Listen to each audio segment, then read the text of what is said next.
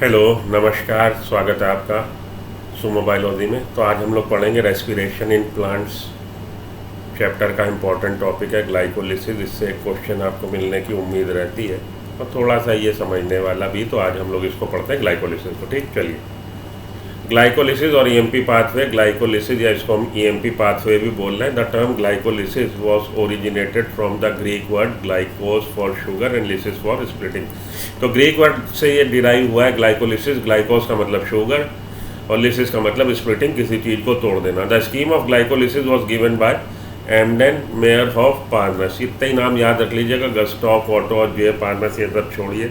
EMP pathway याद रख लीजिए। EMP stands for Embden Meyer of Parnas. ठीक, इतना ही याद रख लीजिए, काम आपका चलेगा। Embden Meyer of Parnas pathway, इन्होंने 3 साइंटिस्ट जिन्होंने इसको बताया था। And often referred as EMP pathway, और उन्हीं के नाम से इनको ईएमपी पाथवे के नाम से जाना जाता।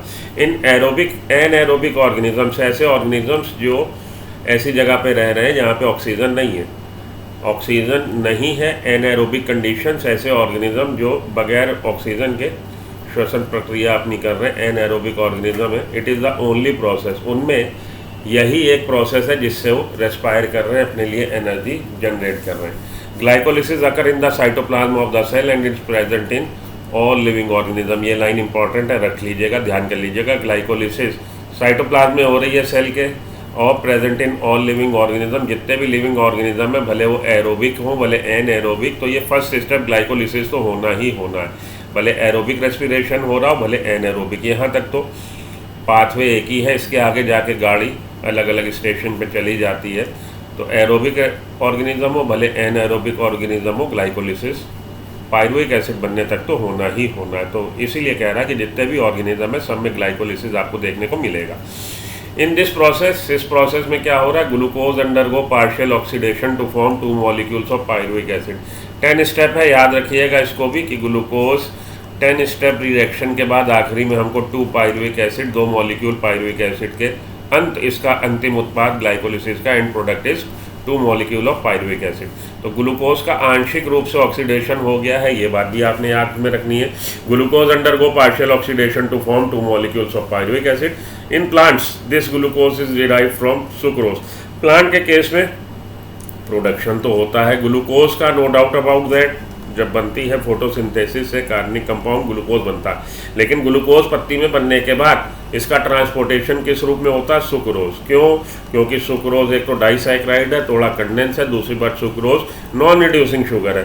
तो आप अपने बच्चे को भेज रहे हो, मानिए आपका बच्चा शैतान है, तो आप उसको भेज नहीं पाओगे अगर दिल्ली भेज रहे हो शताब्दी में बिठा के, और आपका बच्चा सीधा है, तो आपने इसको C6 या आपने इसको S64 बर्थ पे या सीट पे बिठाया और अपने वहाँ पे किसी को बोला जी इसको वहाँ पे आप कलेक्ट कर लो, उतार लो, तो बच्चा चुपचाप शांति से इसी बैठे बैठे चला जाएगा, रास्ते में कहीं कुछ गैर वाजिब हरकत नहीं करेगा।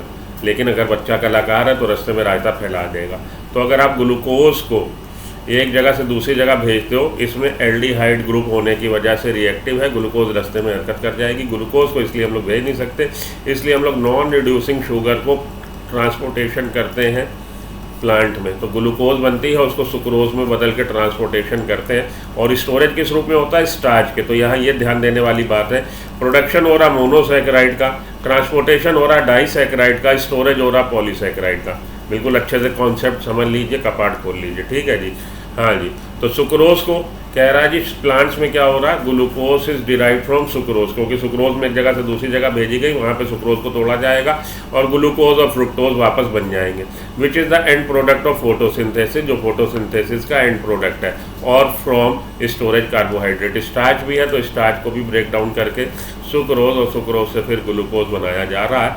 तो स्टोरेज कार्बोहाइड्रेट प्लांट के केस में क्या है, स्टार्च। ठीक, आ गई बात समझ में। तो भले अगर हम प्लांट्स की बात करेंगे तो पहले सुक्रोज को तोड़ा जाएगा ग्लूकोज के, तब ग्लूकोज एंटर हो जाएगा किसमें, ग्लाइकोलिसिस पाथवे में। Sucrose is converted into glucose and fructose bye the enzyme invertase, याद रख लीजिएगा। सुक्रोज को कौन कन्वर्ट कर रहा, ग्लूकोज फ्रुक्टोज में। Sucrose is the disaccharide made up of 1 molecule of glucose along with 1 molecule of fructose. तो सुक्रोज को तोड़ दिया गया, सुक्रोज को तोड़ा गया, C12H22O11 plus H2O 1 molecule C6H12O6 glucose plus 1 molecule of C6H12O6 fructose. तो ग्लूकोज और फ्रुक्टोज के 2 मॉलिक्यूल में तोड़ दिया गया, एक एक मॉलिक्यूल में, किसको? सुक्रोज को।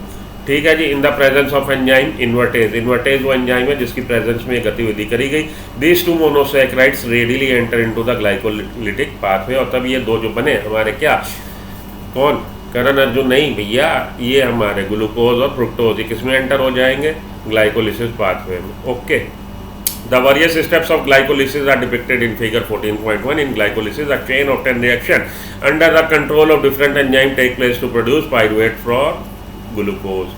तो ये 10 स्टेप रिएक्शन है। 14.1 कह रहा है कि उसमें टेबल पे आपको दिखाया गया, तो 14 पॉइंट टेबल आपके बुक की ये है 14.1 टेबल। तो glucose 6 phosphate, fructose 6 phosphate, fructose 1,6 diphosphate, triose phosphate का आइसोमराइजेशन, उसके बाद ग्लिसरॉल हमारा diphosphoglyceric acid, 2 phosphoglyceric acid, 3 phosphoglyceric acid, 2 phosphoglyceric acid, phosphoenol pyruvate, और आखिरी में आ जाए पाइरुविक एसिड। 10 स्टेप रिएक्शन है। तो इसको रटने का आगे मैं आपको तरीका स्लैंग बताऊंगा। ग्लूकोज फ्रुक्टोज ढाप पे बना पागल, नीचे आया पागल, 3 पेगा 2 पे 1 3 बाई पेगा 3 पेगा 2 पेगा पेप पा। तो अभी आपको ये मैं आपको रटा देता हूँ और इसको बता देता हूँ। ठीक है जी। अभी के लिए आपने क्या पढ़ लेना? Glucose 6 phosphate, fructose 6 phosphate, fructose 1,6 biphosphate, dihydroxy acetone phosphate, glyceraldehyde 3 phosphate, 1,3 biphosphoglyceric acid, 3 phosphoglyceric acid, 2 phosphoglyceric acid, phosphoenol pyruvate and pyruvic acid. इसको आपने बिल्कुल हनुमान चालीसे की तरह रट लेना है। और कौन कौन से स्टेप रखने हैं अभी हम लोग आगे बात करते हैं।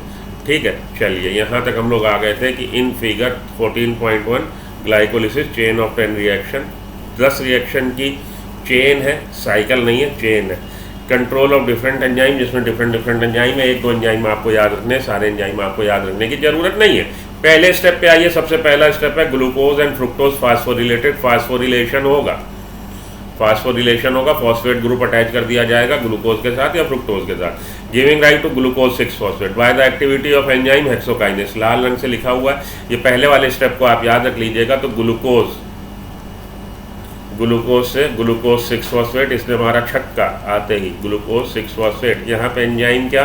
एंजाइम हेक्सोकाइनेस, याद रख लीजिएगा। इसका अगला आइसोमराइजेशन हो जाएगा, क्या बन जाएगा? Fructose 6 phosphate. उसके बाद फ्रुक्टोज 6 फॉस्फेट का कन्वर्जन होगा फ्रुक्टोज 1,6 बाइफॉस्फेट।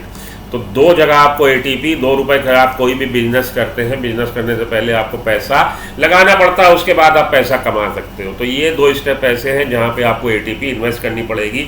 हमारा काम क्या है? रेस्पिरेशन करने हम लोग जा रहे हैं। हमारा उद्देश्य है कि हम एनर्जी जनरेट करें, एटीपी हमें जनरेट करनी है। लेकिन जैसा कि आपको बोला कि भाई कोई भी काम करने से पहले आपको लगाना पड़ता है क्या? रुपया, पैसा। तो यहाँ पे भी लगाना पड़ेगा आपको एटीपी, ताकि आगे आप उससे और अच्छी तरह से फसल, पहले बीज बोइए तब फसल काटिए। तो अभी आपने बीज बोया है। ग्लूकोज और फ्रुक्टोज का फास्फोरिलेशन हो रहा है पहले स्टेप में, तो give rise to glucose 6 phosphate by the activity of enzyme hexokinase. ATP is utilized, ATP का यूटिलाइजेशन हो जाएगा। This phosphorylated form of glucose then isomerizes to produce fructose 6 phosphate. बाद में ये जो आइसोमराइजेशन हुआ फास्फोरिलेटेड फॉर्म ग्लूकोज का, glucose 6 phosphate बन गया, इसका आइसोमराइजेशन हो जाएगा, फ्रुक्टोज 6 फॉस्फेट बना दिया जाएगा। Subsequent step of metabolism of glucose and fructose are same. इसके बाद के जो स्टेप हैं वो सेम है। Subsequent step of glucose and fructose are same. Okay, तो अभी हम लोगों ने पढ़ा glucose in the presence of enzyme hexokinase. यहाँ पे हेक्सोकाइनेज लिख लीजिए अपनी एनसीईआरटी में। हेक्सोकाइनेज एटीपी देखिए खर्च हुई है, एटीपी नहीं फॉस्फेट मोइटी इसको दी है, फॉस्फेट मोइटी इससे अटैच हो गई। काइनेज जहाँ एंजाइम आएगा देख लीजिए काइनेज, वहाँ पे या तो एटीपी बनेगी या तो एटीपी खर्च होगी। तो एटीपी यहाँ पे खर्च हुई है, ग्लूकोज 6 फॉस्फेट बन गया। सेकंड स्टेप पे आइए, आइसोमराइजेशन हो जाएगा, ग्लूकोज 6 फॉस्फेट बदल दिया जाएगा फ्रुक्टोज 6 फॉस्फेट में। This phosphorylated form of glucose then isomerizes to produce fructose 6 phosphate. Glucose 6 phosphate का आइसोमराइजेशन होकर बना दिया गया क्या? Fructose 6 phosphate. Subsequent step of metabolism of glucose and fructose same. इसके बाद के स्टेप सेम है। तो यहाँ से यहाँ तक आने में ग्लूकोज को इतने रास्ते से गुजरना पड़ा, और फ्रुक्टोज होता तो पहले ही फ्रुक्टोज का आइसो होता क्या? फॉस्फोरिलेशन और फ्रुक्टोज 6 फॉस्फेट बन जाता। तो इसके आगे के स्टेप सेम है। भैया कहाँ से आ गया ग्लूकोज फ्रुक्टोज? सुक्रोज तोड़ा गया था, इन्वर्टेज एंजाइम के, तो ग्लूकोज फ्रुक्टोज बना। ग्लूकोज की तो उसने कथा बाँच दी कि ग्लूकोज के साथ क्या हुआ, ग्लूकोज पहले बदला गया ग्लूकोज 6 फॉस्फेट में, फास्फोरिलेशन हुआ, उसके बाद उसका आइसोमराइजेशन हो गया, बन गया फ्रुक्टोज 6 फॉस्फेट। और फ्रुक्टोज 6 फॉस्फेट की अब आगे की कहानी, फिर तेरी कहानी याद आई, आगे की कहानी साथ साथ चलेगी। Subsequent step of metabolism of glucose and fructose are same. Second step पे जो एंजाइम है वो एंजाइम है फॉस्फोहेक्सो आइसोमरेज। यहाँ पे कौन था, हेक्सोकाइनेज। हेक्सोकाइनेज के बाद यहाँ पे कौन था, यहाँ पे था हमारा फॉस्फोहेक्सो आइसोमरेज। पहले स्टेप पे हेक्सोकाइनेज, दूसरे स्टेप पे फॉस्फोहेक्सो आइसोमरेज। हेक्सो का मतलब 6 molecule, 6 carbon containing and malic organic acid, मतलब ऑर्गेनिक कंपाउंड पैक करने वाला हेक्सो। फॉस्फो की उसमें फॉस्फेट ग्रुप जुड़ा हुआ है, आइसोमरेज की आइसोमराइजेशन कर रहा। फॉस्फोहेक्सो आइसोमरेज बदल दिया उसने ग्लूकोज 6 फॉस्फेट को फ्रुक्टोज 6 फॉस्फेट में। थर्ड स्टेप पे क्या हो रहा है, फ्रुक्टोज 6 फॉस्फेट इज फास्फोरिलेटेड। फिर से एक आपको रुपया लगाना पड़ेगा, एटीपी यहाँ लगाई, 2 स्टेप पे एटीपी लगाई है, पहले स्टेप पे और तीसरे स्टेप पे। इसको रट लो बिल्कुल हनुमान चालीसे की तरह। पहले स्टेप पे एटीपी लगी, दूसरे स्टेप पे एटीपी लगी, पहले स्टेप पे हेक्सोकाइनेज, दूसरे स्टेप पे, तीसरे स्टेप पे, तीसरा स्टेप टोटल इनॉल, लेकिन दूसरा स्टेप जहाँ पे आप एटीपी लगा रहे हैं फॉस्फोफ्रुक्टोकाइनेज। यहाँ पे एंजाइम है फॉस्फोफ्रुक्टोकाइनेज, ठीक। Phosphofructokinase, fructose 6 phosphate is phosphorylated to fructose 1,6 biphosphate. Fructose 1,6 biphosphate बन गया है। 1 molecule 1 more ATP is utilized here. एक और एटीपी आपने खर्च कर दी, टोटल 2 एटीपी खर्च कर दी। यहाँ तक आते आते फॉस्फोफ्रुक्टोकाइनेज एंजाइम है। यहाँ पे था हेक्सोकाइनेज, यहाँ पे फॉस्फोफ्रुक्टोकाइनेज। फॉस्फोफ्रुक्टोकाइनेज 2 बार बोलो मन में, इसको ब्लॉक करो, इसको आप स्टिल करो, 2 बार बोल लो फॉस्फोफ्रुक्टोकाइनेज। एक बार दाईं की तरफ मुंह करके, एक बार बाएं की तरफ मुंह करके। उसके बाद आगे बढ़िए चलिए। फॉस्फोफ्रुक्टोकाइनेज एंजाइम की प्रेजेंस में हो गया फ्रुक्टोज 6 फॉस्फेट का फॉस्फोरिलेशन, और ये बन गया फ्रुक्टोज 1,6 बाइफॉस्फेट। अगले स्टेप पे क्या हो रहा है, 3 स्टेप हो गए। चौथा स्टेप पे आइए। The fructose 1,6 biphosphate is split, तोड़ दिया गया। फ्रुक्टोज 1,6 बाइफॉस्फेट को तोड़ दिया गया। डाईहाइड्रोक्सी एसीटोन फॉस्फेट, जिसको हम बोलते हैं ढाप, dihydroxy acetone phosphate, dihydroxy acetone phosphate ढाप, और इधर बोल दीजिए पागल। एन ग्लिसरॉल्डिहाइड, फॉस्फोग्लिसरॉल्डिहाइड, पागल, फॉस्फोग्लिसरॉल्डिहाइड, डाईहाइड्रोक्सी एसीटोन फॉस्फेट एंड फॉस्फोग्लिसरॉल्डिहाइड या ग्लिसरॉल्डिहाइड 3 फॉस्फेट। इसी के लिए टर्म है ग्लिसरॉल्डिहाइड 3 फॉस्फेट, या उसी को आप बोल लीजिए फॉस्फोग्लिसरॉल्डिहाइड। ठीक है जी। 2 मॉलिक्यूल, ये देखिए 6 कार्बन थे, इसके बाद 6 रुपए थे, अब 3-3 रुपए आपने 2 जगह बांट दिए। इस पे भी 3 कार्बन है, इस पे भी 3 कार्बन है। 6 कार्बन कंटेनिंग कंपाउंड जो एक मॉलिक्यूल था उसको आपने 2 में बांट दिया। और डाईहाइड्रोक्सी एसीटोन फॉस्फेट को इधर फिर से बदल लीजिए, तो अब आपके पास इसके नीचे की कहानी 2 जगह चल रही है। नहीं समझ में आया ना? हाँ, नहीं आया होगा, मैं जानता हूँ भैया। फ्रुक्टोज 1,6 बाइफॉस्फेट था, एक मॉलिक्यूल ये बना, एक मॉलिक्यूल ये बना, एक बना करण, एक बना अर्जुन। अर्जुन को आपने बदल दिया करण में, तो अब आपके पास कितने अर्जुन? अर्जुन अर्जुन 2 अर्जुन, ठीक, क्योंकि इसको भी आपने बदल दिया इसमें। फ्रुक्टोज 1,6 बाइफॉस्फेट को तोड़ा गया 2 में, तोड़ दिया 2 में। एक तो बना आपका डाईहाइड्रोक्सी एसीटोन फॉस्फेट ढाप, एक बना पागल फॉस्फोग्लिसरॉल्डिहाइड। ढाप को भी डाईहाइड्रोक्सी एसीटोन फॉस्फेट को आपने बदल दिया ग्लिसरॉल्डिहाइड 3 फॉस्फेट में, तो इसके 2 मॉलिक्यूल हो गए ना राजा बेटा। चलो आगे, इसके आगे की कहानी अब समझो। The fructose 1,6 diphosphate split into dihydroxy acetone phosphate and 3 फॉस्फोग्लिसरॉल्डिहाइड। ठीक है जी, समझ लिया यहाँ तक, आगे चलते हैं। 5th step, dihydroxy acetone phosphate is isomerized by 2,3 phosphoglyceraldehyde. अब इसको हमने इसमें बदला, ये फिर से स्टेप, यहाँ पे 5वां स्टेप, 1 2 3 4 और ये 5। अब to the 5th step, this phase is known as investing phase.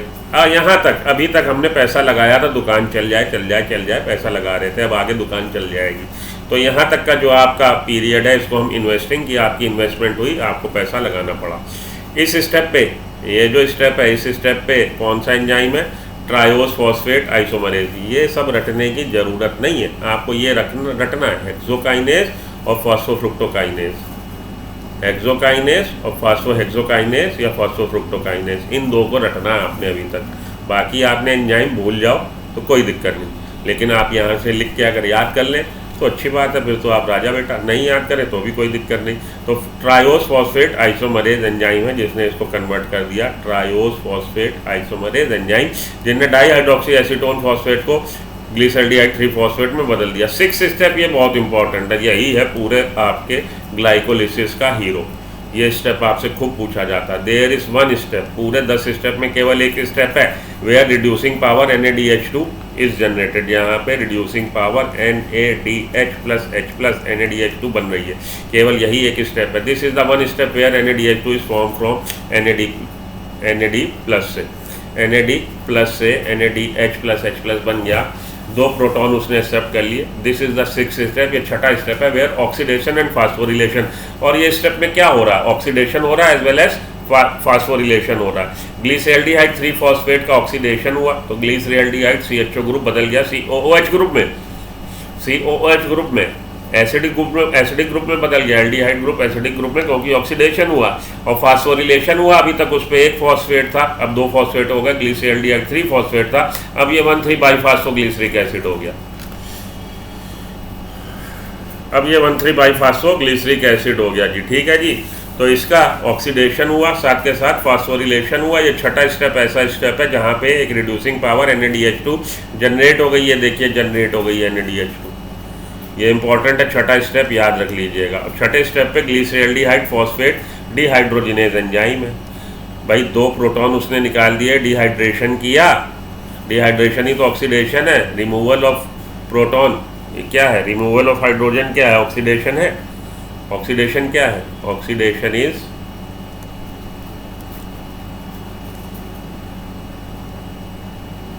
Losing of electron और लूजिंग ऑफ हाइड्रोजन, ऑक्सीडेशन है। तो ऑक्सीडेशन हो गया, इसने अपने 2 हाइड्रोजन दे दिए, किसको दे दिए हैं, NAD को, NaDH2 में बदल गया, रिड्यूसिंग पावर में बदल गया। अब वो आगे किसी का रिडक्शन कर सकता, ऑक्सीडाइज फॉर्म में था, रिड्यूस्ड हो गया, ठीक है ना। तो रट लो इसको ऐसे ही, NaDH2 बना है, glyceraldehyde 3 phosphate, glyceraldehyde phosphate dehydrogenase, उसने हाइड्रोजन रिमूव किए हैं। तो ग्लिसरॉल्डिहाइड फॉस्फेट था, ग्लिसरॉल्डिहाइड फॉस्फेट से हाइड्रोजन रिमूव करने वाला ग्लिसरॉल्डिहाइड फॉस्फेट डिहाइड्रोजिनेज। ये एंजाइम याद रख लीजिएगा, पहले 2 याद रखने को बोला था, हेक्सोकाइनेज और फॉस्फोफ्रुक्टोकाइनेज। अब तीसरा एंजाइम और याद रख लीजिए, ग्लिसरॉल्डिहाइड फॉस्फेट डिहाइड्रोजिनेज। किस स्टेप पे, छठे स्टेप पे। क्या कर रहा है, ऑक्सीडेशन कर रहा है, साथ के साथ यहाँ पे फास्फोरिलेशन हो रहा through removal of hydrogen and addition of phosphate. अब इसने कन्वर्ट कर दिया ग्लिसरॉल्डिहाइड फॉस्फेट डिहाइड्रोजिनेज ने, इससे हाइड्रोजन रिमूव किए, फॉस्फेट ग्रुप अटैच किया और क्या कर दिया, ग्लिसरॉल्डिहाइड 3 फॉस्फेट को बदल दिया है 1,3-बाईफास्फोग्लिसरिक एसिड, 1,3-बाईफास्फोग्लिसरिक एसिड बदल गया। NaDH प्लस हाइड्रोजन एक्सेप्टर है, तो glyceraldehyde 3 phosphate phosphoric acid in the presence of NAD plus in the presence of enzyme glyceraldehyde phosphate dehydrogenase get converted into 1,3-biphosphoglyceric acid and one reducing power is generated over here। एक reducing power generate हुई है, याद रख लेना बेटा। चलो आगे, तो 6 स्टेप की बड़ी कहानी है, उसको अच्छे से याद रख लीजिए 6 स्टेप को। आगे चलिए 7th स्टेप पे आ गए हम लोग। The conversion of diphosphoglyceric acid to three phosphoglyceric acid is also an energy yielding. Also energy yielding अभी कहाँ से प्राप्त हुई, अरे भैया ये छठे स्टेप पे एनर्जी प्राप्त हुई है। जो NaDH2 बना है वो रिड्यूसिंग पावर है, वो एक NaDH2 बराबर है 3 ATP के। बने कितने हैं, 2 सर, एक बने, एक नहीं बेटा जी, 2 थे ना, 2 करण हो गए थे। अर्जुन को भी करण में बदला था, ग्लिसरॉल्डिहाइड 3 फॉस्फेट को, डाई हाइड्रोक्सी एसीटोन फॉस्फेट को भी ग्लिसरॉल्डिहाइड 3 फॉस्फेट में बदल दिया था मेरे राजा बेटा। तो 2 थे, उसके नीचे 2 कहानी चल रही है। तो the conversion of diphosphoglyceric acid, glyceraldehyde 3 phosphate से डाईफॉस्फोग्लिसरिक एसिड 2 मॉलिक्यूल है, 2 हुए, तो वहाँ NaDH2 कितने बने, एक स्टेप पे 1, टोटल इन और 2। The conversion of diphosphoglyceric acid to three phosphoglyceric acid is also an energy yielding process. अब ये भी एनर्जी देने वाला प्रोसेस है। This energy is trap by the formation of ATP, और इस स्टेप पे जो एनर्जी निकल रही है उससे क्या बना लिया, ATP। Another ATP is synthesize during the conversion of, जो दूसरा ATP बनेगा वो बनेगा फास्फोइनोल पाइरुवेट से, जब पाइरुविक एसिड बनेगा आखिरी में। तो एक स्टेप ये 7वां स्टेप और एक स्टेप 10वां स्टेप, जिस पे बनेगा आपका ATP। याद आ गया। अब आप देखो, पहला और तीसरा स्टेप ऐसा है जहाँ पे आपने ATP लगाया है, 7वां और 10वां स्टेप ऐसा है जहाँ पे ATP बन रहा है, छठा स्टेप ऐसा है जहाँ पे NaDH2 बना है। ऑक्सीडेशन और फास्फोरिलेशन हुआ था किसका, ग्लिसरॉल्डिहाइड का। ग्लिसरॉल्डिहाइड 3 फॉस्फेट बदल दिया गया था 1,3-बाईफॉस्फोग्लिसरिक एसिड में इस स्टेप पे। इन 2 स्टेप पे ग्लूकोज को ग्लूकोज 6 फॉस्फेट में बदला था, फ्रुक्टोज को फ्रुक्टोज 6 फॉस्फेट को फ्रुक्टोज 1,6 बाई फॉस्फेट में बदला था। एक पे एंजाइम हेक्सोकाइनेज था, एक पे फास्फोहेक्सो आइसोमरेज था। यहाँ पे ग्लिसरॉल्डिहाइड फॉस्फेट डिहाइड्रोजिनेज है। और 7वां और 10वां स्टेप ऐसा है जहाँ पे एटीपी बन रहा है। यही बातें आपको याद रखनी, यही बातें आपसे पूछी जाती। और ये 7वां और 10वां स्टेप फिर से सुन लेना ध्यान से, कान खोल के, कान में तेल डाल के। 7वां और 10वां स्टेप ऐसा है, ये जो एटीपी बन रहा है ये सबस्ट्रेट लेवल फास्फोरिलेशन है। क्या बोलो? Substrate level phosphorylation. क्या बोलो? Substrate level phosphorylation. 3 बार बोलो, सिर दर्द की गोली जैसे 3 में 3 बार खाते हो ऐसे ही 3 बार बोलो, ये सबस्ट्रेट लेवल फास्फोरिलेशन है, ये सबस्ट्रेट लेवल फास्फोरिलेशन है। वहां से बोल रहे मुझे सुनाई नहीं दे रहा, पिक्चर को कर लो म्यूट और पिक्चर को कर लो स्टिल और उसके बाद बोलो जब 3 बार जयकारा लगा लो तो आगे चलो। सबस्ट्रेट लेवल फास्फोरिलेशन 3 तरह का फास्फोरिलेशन है आपका, oxidative phosphorylation, photophosphorylation and substrate level phosphorylation. Question आपसे घूम घूम के बार बार हर बार लगातार हर दूसरे साल पूछा जाता कि फोटोफास्फोरिलेशन कहाँ हो रहा? क्लोरोप्लास्ट में हो रहा। ऑक्सीडेटिव फास्फोरिलेशन कहाँ हो रहा? माइटोकॉन्ड्रिया में हो रहा, इनर मेम्ब्रेन ऑफ माइटोकॉन्ड्रिया पे हो रहा। और आपसे पूछा जाता है जी कि ग्लाइकोलिसिस के कौन से 2 स्टेप हैं? बाबूजी बता दो मेरे भाई, बता दो कौन से 2 स्टेप हैं जहाँ पे सबस्ट्रेट लेवल फास्फोरिलेशन हो रहा। 2 स्टेप है, 7वां और 10वां, जहाँ पे सबस्ट्रेट लेवल फास्फोरिलेशन हो रहा। आ गई बात समझ में? मेरा नाम सिकंदर है। चलो, the conversion of diphosphoglyceric acid to 3-phosphoglyceric acid is also an energy yielding process. This energy is trapped by the formation of ATP. Another ATP is trapped during the conversion of phosphoenol pyruvate to pyruvic acid.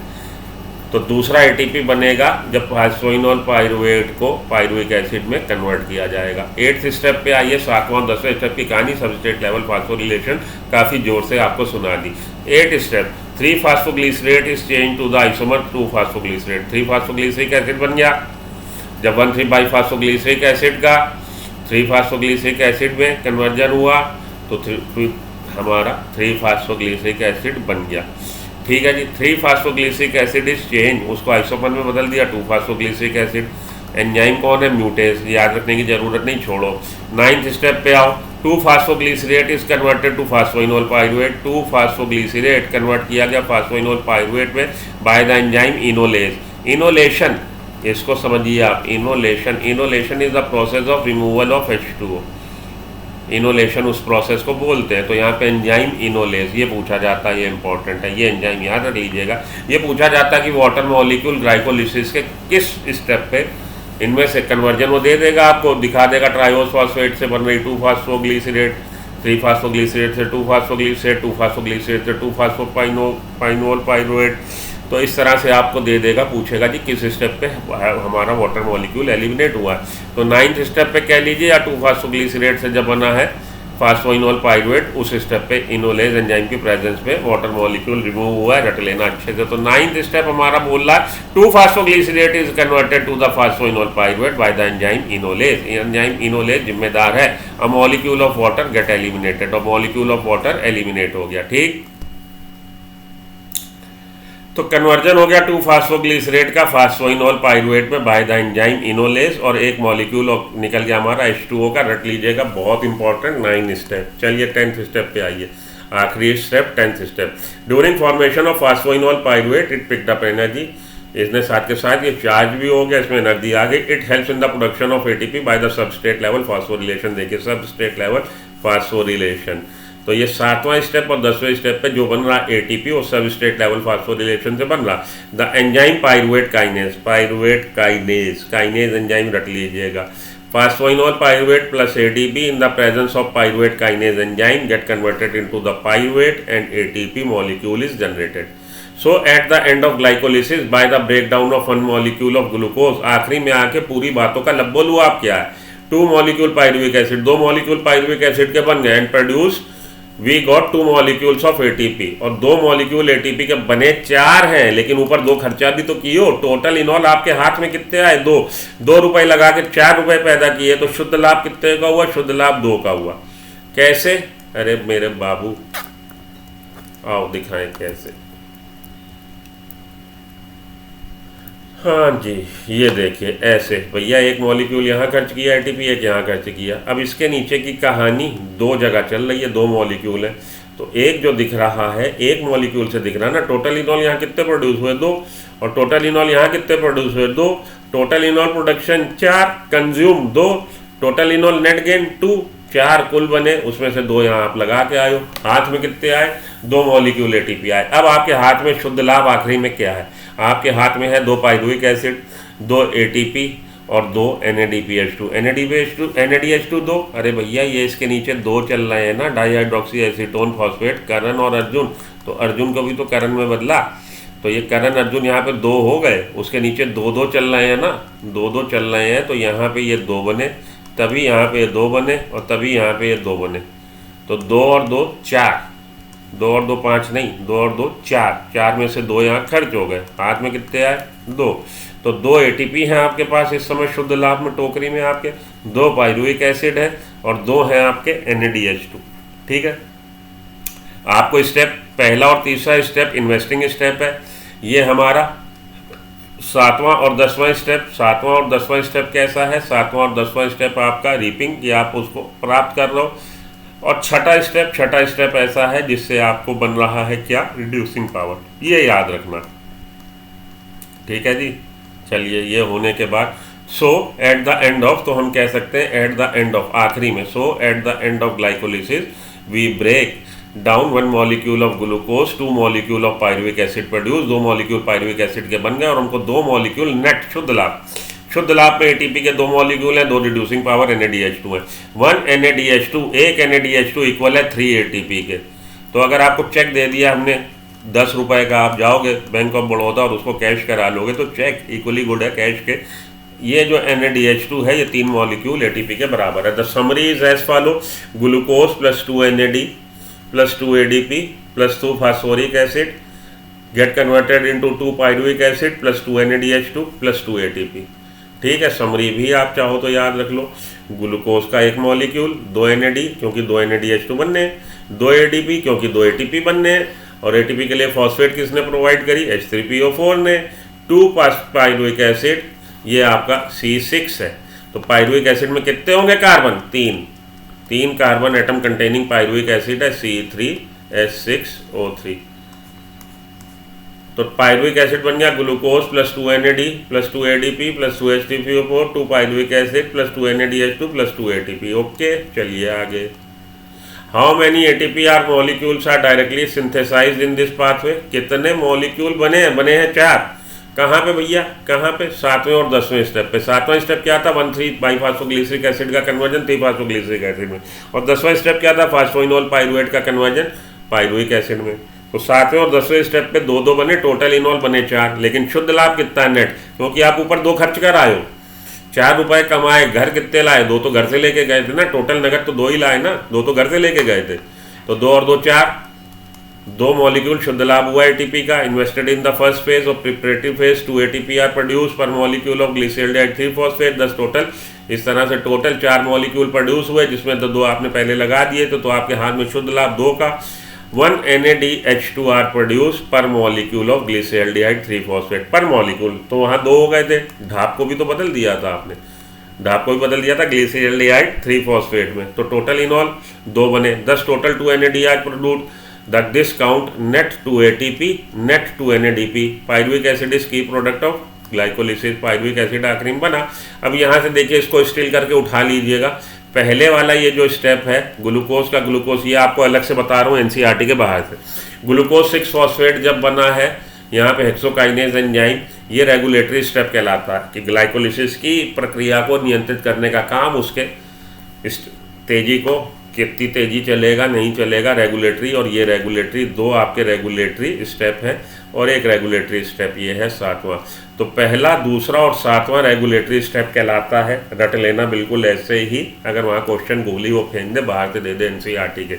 पहला step जिसपे hexokinase काम कर रहा, तीसरा step और दूसरा step फास्फोफ्रुक्टोकाइनेज जिसपे फास्फोहेक्सो isomerase जिसपे काम कर रहा, ग्लूकोज 6-फॉस्फेट का कन्वर्जन जो करा रहा फ्रुक्टोज 6-फॉस्फेट में, तो इस पे काम कर रहा फॉस्फो ग्लूकोज आइसोमरेज। ठीक है, इसके आगे क्या था? फॉस्फोफ्रुक्टोकाइनेज वो था। तो आपका पहला स्टेप और दूसरा स्टेप और 7वां स्टेप हमारा रेगुलेटरी स्टेप बोला जाता है। 7वां स्टेप क्या था? 1,3-बाईफास्फोग्लिसरेट को 3-फास्फोग्लिसरेट में बदला था। 1,3 बाईफॉस्फोग्लिसरिक एसिड को 3 फास्फोग्लिसरिक एसिड में बदला तो फॉस्फोग्लिसरेट काइनेज, देखिए यहाँ पे भी काइनेज एंजाइम है, ठीक है, फॉस्फोग्लिसरेट काइनेज दिख रहा, छोटा है लेकिन चलो। अब आपने ये रट लेना है, ऐसे ही रट लीजिएगा, ज़्यादा उसमें बुद्धि ना लगाइएगा, क्योंकि जितना ज़्यादा आप गहरे उतरोगे उतना आप फंसोगे। पहला, दूसरा और सातवां इसका रेगुलेटरी स्टेप है, इतना याद रख लो, बल्ले बल्ले। While studying the step of glycolysis please note, जो बात आपने नोट करनी है, एट विच यूटिलाइजेशन अगर किस स्टेप पे यूटिलाइजेशन हुआ, पहले और तीसरे पे, सिंथेसाइज किस स्टेप पे हुआ, 7वें और 10वें पे। पहले और तीसरे स्टेप पे यूटिलाइजेशन हुआ है, 7वें और 10वें स्टेप पे क्या हुआ, एटीपी जनरेट हुई है और by means of substrate level phosphorylation हुई है। 6ठे स्टेप पे आपकी रिड्यूसिंग पावर बनी है। टोटल इनॉल आखिरी में आपके पास क्या है, 4 एटीपी टोटल इनॉल, 2 तो आप घर से लेके गए थे, 2 का हुआ शुद्ध लाभ, 2 आपको मिल गए NaDH2, ऐसे ही रट्टा मारना है आपने, 2 मिल गए NaDH2 और 2 आपको मिल गए हैं एटीपी शुद्ध लाभ के रूप में और 2 मिल गए पायरुविक एसिड। आखिरी में आके आपको इतनी चीज़ें मिल गई हैं जिनको आपने सहेज के रखना है और आगे उनसे काम चलाना है। ATP is utilise as 2 step, first is the conversion of glucose into glucose 6 phosphate and second is the conversion of fructose 6 phosphate to fructose 1,6 biphosphate. ये कौन से हैं, पहले और तीसरे हैं। पहले पे हेक्सोकाइनेस और दूसरे पे फॉस्फोफ्रुक्टोकाइनेस।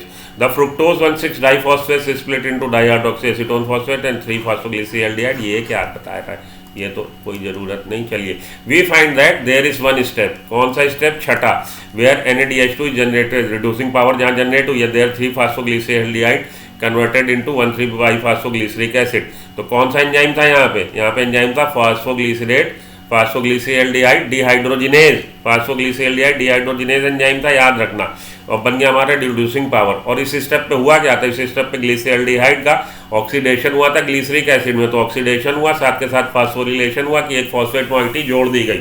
ओके, चलो आगे। फास्फोग्लिसरॉल्डिहाइड is oxidized, oxidation हुआ था with inorganic phosphate H3PO4 to get converted into diphosphoglyceric acid. The conversion of diphosphoglyceric acid to 3-phosphoglyceric acid energy trap इस स्टेप पे, इस 7वें स्टेप डिस्क्राइब कर रहा, जिसको हम लोग पहले ही डिस्क्राइब कर चुके हैं कि डाईफॉस्फोग्लिसरिक एसिड से जब फास्फोग्लिसरिक एसिड बना तब एनर्जी रिलीज हुई और उस एनर्जी को हमने रख लिया एटीपी के रूप में सहेज के। 7th and 10th step examples of substrate level phosphorylation, ये बहुत इंपॉर्टेंट है, बहुत इंपॉर्टेंट है, बहुत इंपॉर्टेंट है। तो इसको आपने रट लेना है कि 7th और 10th स्टेप, 7th और 10th स्टेप हमारा क्या है, सबस्ट्रेट लेवल फास्फोरिलेशन का। रेडिंग से आप इसको मार्क करिए, सबस्ट्रेट लेवल फास्फोरिलेशन रट लीजिए 7वें और 10वें स्टेप पे। 7वें स्टेप पे क्या हुआ भैया, 1,3 बाईफॉस्फोग्लिसरिक एसिड का कन्वर्जन हुआ 3 फास्फोग्लिसरिक एसिड में। एंजाइम कौन, बाईफॉस्फोग्लिसरेट काइनेज, फास्फो यहाँ पे काइनेज एंजाइम था। फास्फोइनोल पाइरुवेट का कन्वर्जन हुआ जब पाइरुविक एसिड में, तो फास्फोइनोल पाइरुवेट पाइरुविक एसिड तब बना एटीपी, और यहाँ पे भी पाइरुवेट काइनेज एंजाइम है, दोनों जगह काइनेज एंजाइम है। 7वां और 10वां स्टेप सबस्ट्रेट लेवल फास्फोरिलेशन है। How many ATP molecules are directly synthesise, 4। Net gain कितना है, 2 ATP produce per molecule of glyceraldehyde, 10 4 molecule. ये फिर से वही बात है, फिर तेरी कहानी याद आई, ये भी बात हो चुकी, नेट ये सारी बातें हो चुकी। चलिए आगे, पाइरुविक एसिड। अब पाइरुविक एसिड का क्या होना है, देन द क्रीव की प्रोडक्ट ऑफ, जो हमें मुख्य रूप से मिला पाइरुविक एसिड मिला। आगे इसका हम लोग मेटाबॉलिक फेज, इसका फ्यूचर क्या होने वाला, डिपेंड करता है कि कौन सी सेल है, कैसी नीड्स है और कैसी कंडीशन है। तो इसके आगे की कहानी, चौराहे पे खड़े हैं, 3 रास्ते जा रहे हैं, या तो वो एंटर हो जाएगा पाइरुविक एसिड का, एरोबिक रेस्पिरेशन होगा, माइटोकॉन्ड्रिया में कंप्लीटली ब्रेकडाउन हो जाएगा, या एनारोबिक कंडीशन में फर्मेंटेशन होगा। फर्मेंटेशन फर्दर 2 तरह का, लैक्टिक एसिड फर्मेंटेशन और एल्कोहलिक फर्मेंटेशन, ठीक। तो पाइरुविक एसिड का हम लोग किस ऑर्गेनिज्म के किस सेल में, मतलब ये हो रहा है, किस कंडीशन में हो रहा है पाइरुविक एसिड का फेज, उस बात पर डिपेंड करता है। Fermentation take place under anaerobic condition in many prokaryotes and unicellular eukaryote for the complete oxidation of glucose to CO2 H2O. However, organism adopt Krebs cycle. Complete oxidation के लिए pyruvic acid enter हो जाएगा Krebs cycle, जो कि mitochondria में होता है, which is also called aerobic respiration, जिसको हम लोग एरोबिक रेस्पिरेशन बोलते हैं, और इसके लिए एनर्जी की जरूरत होती है। Enzyme hexokinase inhibited by the excess glucose 6 phosphate, ये कैसा है, ये हमारा फीडबैक एलोस्टेरिक इनिबिशन है। अगर ये बात यहाँ पे समझ में आई तो ठीक, वरना बायोमोलिक्यूल वाला लेक्चर देखिए जहाँ पे एंजाइम की गतिविधि को समझाया गया है। ये थोड़ा सा अलग हो जाएगा। तो इसको हम लोग आगे चलते हैं। इसमें हमारा ग्लाइकोलिसिस अकर